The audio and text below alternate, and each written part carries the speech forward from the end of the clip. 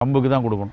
அந்த அளவுக்கு சத்து வந்து கம்பில் இருக்குது. கம்பில் பார்த்திங்கன்னா ஒரு கம்பரிசியும் எடுத்துக்கிட்டு இந்த பக்கம் ஒரு வெள்ளை அரிசியும் எடுத்துக்கிட்டு அரிசிச்சோரையும் கம்பரிசி சோறையும் ரெண்டையும் கம்பேர் பண்ணி பார்த்திங்கன்னா வெள்ளரிசி சோறை விட 8 மடங்கு கம்பரிசியில் இரும்பு சத்து அதிகமாக இருக்குது.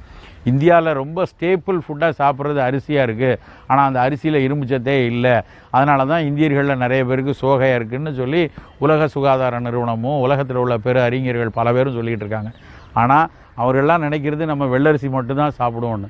பல காலமாக நம் மக்களில் 75-80% மக்கள் பல ஆயிரம் ஆண்டுகளாக கம்பஞ்சோறு, வரகரிசி சோறு, திணைச்சோறு இதுதான் சாப்பிட்டுட்டு இருந்தோம்.